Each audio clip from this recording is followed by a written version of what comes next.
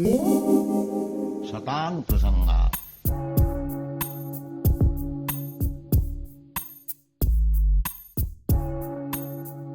Hare Krishna, dear devotees, and welcome to today's session. How are you doing? I pray that all is well with you and your families at this time. So today we're moving on to the next new letter, and this is a letter to Mahapurusa Prabhu. And Prabhupada is really pleased and encouraging him in his efforts to distribute Bhagavad Gita's and Back to Godhead magazines. You must remember at that time, Prabhupada's basis of book distribution and magazine distribution was Back to Godhead magazines. So he was really insistent that please develop this project of distributing literature, and we'll see how Prabhupada is so pleased with his efforts here. So the letter starts, Letter to Mahapurusa, Los Angeles, 16 January 1969. And Prabhupada writes it in reverse numerically. And then he starts, My dear Mahapurusa, please accept my blessings. I was very glad to receive your letter of January 11, 1969.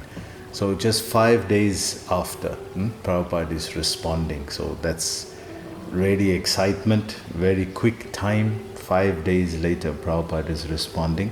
Let's see what he says.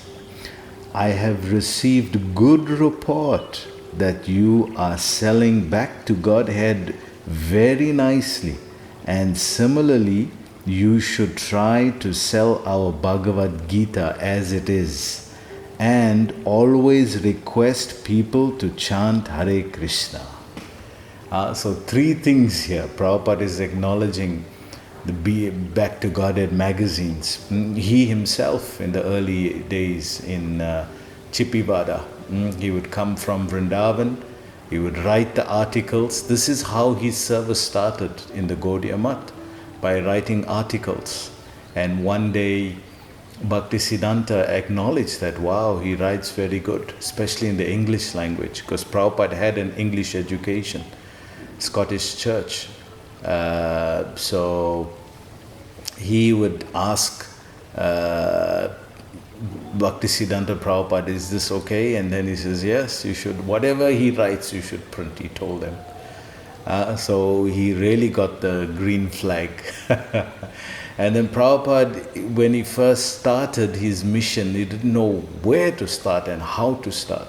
So he started with Back to Godhead magazine. He would write his articles, he would go to Delhi, get it printed, come back to Vrindavan. You must know there was no highway that time, there was no proper transportation. Come back to Vrindavan, put it together, bind it together, put it in a presentable booklet, and go back to Delhi and sell it there at the tea shops. Sell it to wherever people would congregate. So Chipivada was one of the spots that Prabhupada would distribute at.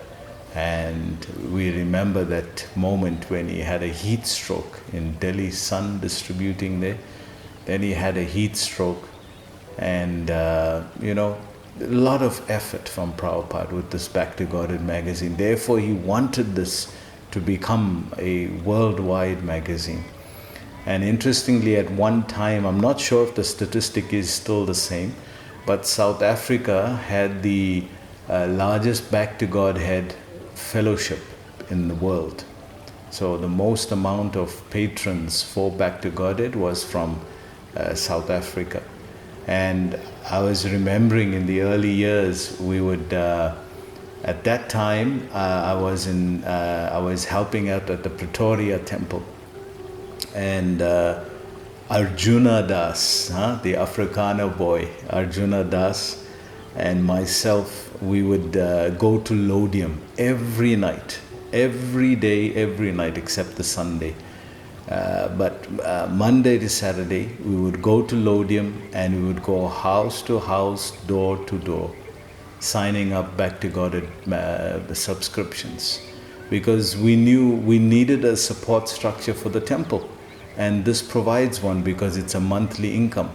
So it really helped a lot, and we had a marathon going on, but it was a continuous marathon. We would and we signed hundreds of BTG subscriptions like that. And I'm just remembering now, reading this, we would also distribute their Bhagavad Gitas. We would say, okay, we got this promotion on, you buy the Bhagavad Gita and you get these 2 books free as well. So meanwhile, all the it's included in the price, at least the cost of it. So we would distribute books like that as well. So Prabhupada is acknowledging this devotee, that he's distributing Bhagavad Gitas and Back to Godhead magazines, and he's really appreciating. So Prabhupada is saying the last part, he's saying, please ask them to also chant. Now, when we would go to these places, to these homes, then naturally they see us, oh, Hare Krishna, Hare Krishna. Immediately they'll chant Hare Krishna, So at least they chanted the holy names, even if they don't take a subscription or take a book. And sometimes many of the times, they wouldn't take a subscription, but they'll say, okay, we'll give you a once-off donation. And thank you for that. But what used to help a lot in those days, we used to combine the BTG subscription with Food for Life. And so we would say, your contribution is helping Food for Life, and at the same time you get a magazine from us, which is bi-monthly. So the combination of that two was really good, and it worked very well during that time. But of course now it's a little more different and difficult, and we can see that the subscriptions is the thing that's sustaining the temple at this moment. Because now in a lockdown, what do? You can't go anywhere, you can't go on the street, distribute books, you can't do any of that. So how does this temple survive? It'll only survive on what is coming in as monthly income, and BTG, Back to Godhead magazines, is definitely one of the main streams for that. So please put efforts into that, because how long will we go on trying to sell something? Maybe we enthusiastic and we can do that. But when we retire, or we old, or we have some bodily ailment and we can't, then the whole thing collapses. But if we have Back to Godhead magazine as a subscription, that will go on. That will continue to go on even if you're there or not. So it's a wonderful effort and a wonderful contribution to the temple and to the society. So Prabhupada goes on to say here, this will increase your advancement in Krishna consciousness. So I am very much pleased with your activities there. So Prabhupada is saying, by doing this, because going door to door, this is the service that Chaitanya Mahaprabhu gave to Nityananda Prabhu and Haridas Thakur. He said, go door to door and ask them to chant, ask them. Of course, they didn't have books at that time. So it was just get people to chant, and then that I'm asking of you. And so Nityananda would go and Haridas Thakur would go. They were both Sankirtan partners. And Haridas Thakur would complain to Mahaprabhu, hey, this Avadut fellow, he's just too spontaneous. He just interferes with everyone, and but Mahaprabhu, but is he getting people to chant? Yes, okay, then you carry on.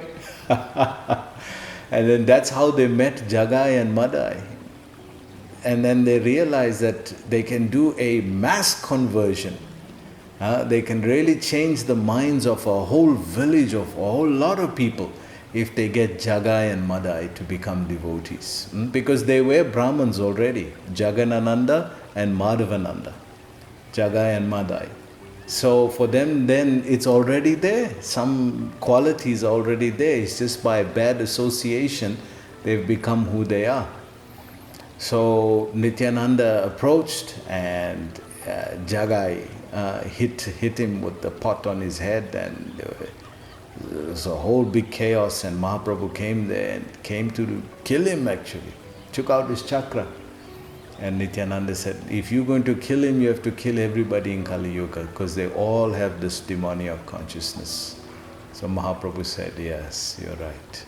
So by the mercy of Nityananda, by the mercy of Nitai, Jaga and Madai became devotees. And in the Chaitanya Charitamrita, there's a beautiful description. Actually, one chapter is dedicated to the prayers of Madai, where he's praying that how did I get myself to actually do this?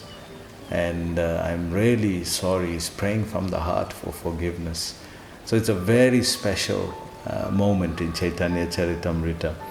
So Prabhupada here is appreciating this devotee service, and he goes on to say, every one of you should always be engaged in your respective duties, depending upon Krishna. So Prabhupada is saying, don't only do service, that is there, and usually we choose the service that we most good at, our proclivity, our nature. But Prabhupada says you do the service depending on Krishna.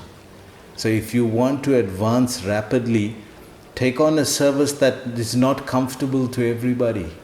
Take on a service that nobody else will do because it's so difficult, because it's so demanding, because it's so exhausting mentally and physically on you. Take on that kind of service and depend on Krishna. That is the secret. Just like I was speaking to some devotees in South Africa, they have this devotee care community, devotee care service, which is so important. But it takes so much, it draws so much on those devotees to do that. And it's not only that, they just lost one of their key members, Giridhari Prabhu, His Grace Giridhari Prabhu. So it's to pick up from there and continue, it must be the most difficult thing. So I'm always praying for these devotees, I'm always remembering them that how difficult it is that they're sacrificing so much to go and help others, and yet they have their own difficulties, their own challenges. It's so rewarding to them. So Krishna will, Prabhupada is saying, you do the service and depend on Krishna. Krishna will facilitate, Krishna will help, Krishna will guide. So this is the way to make the greatest, speediest advancement. This is the way that Prabhupada is advocating. Just do the service as much as it's difficult. Do it and depend on Krishna. Ask His guidance, pray to Him, talk to Him. He's there in the heart only, na? So pray to Him, ask Him, please, what should I do here? I'm feeling, Prabhupada was only one old man, he would constantly say this, but my Guru Maharaj has sent all of you to help me. So you never know who is coming next to help, and who that person could be and what that person could do. So if we remember these points, we can definitely increase our service, or at least go on in a very enthusiastic, hopeful, positive mood. So Prabhupada goes on to say here, and things will come automatically very nice. You see, if you're depending on Krishna, things will come automatically very nice. Because this is His service. Yada yada hi dharmasya glanir bhavati bharata abhyutanam dharmasya chadatmanam shajamyaham. So He's saying, I come to establish dharma. And if you are assisting Him in dharma, you are doing the service non-different from Hanuman, non-different from Arjuna. This is the level of service we are offering. So definitely it's going to be difficult. What do you expect? You think Maya is just going to stand back? No, you are completely challenging the norms of society, the norms of creation, Maya. And she's going to say, you're not only trying to get yourself out of the samsara, but you're taking all these others with you who don't deserve it. And this is the mood of Lord Chaitanya. So it's a great effort. It's going to take a great effort. But if you hold on to Krishna, that lotus feet of Krishna, This can take you across the ocean of samsara. So this is our strength, and this is what Prabhupada is saying. Automatically things will become nice. Just wait and see. Prabhupada goes on to say here, thanking you again for your encouraging letter, your ever well-wisher A.C. Bhaktivedanta Swami. So Prabhupada was so encouraged when this kind of letters came about, where devotees were improving and expanding the mission. So we have to be mission-centric. We have to be focused on the mission. If we're not, then our things in life are going to become big. Our problems are going to become big. And therefore those things matter. And those things will help us then move on, making Krishna the center of our lives, and our problems become smaller. They're there, but they become smaller. And at the end, look at the result that we've created just by the effort and the endeavor. So I'd like to congratulate all those devotees who are part of taking care of others and taking care of devotees, especially at this difficult time now, and see how Prabhupada is so pleased with your efforts. So please continue. Hare Krishna.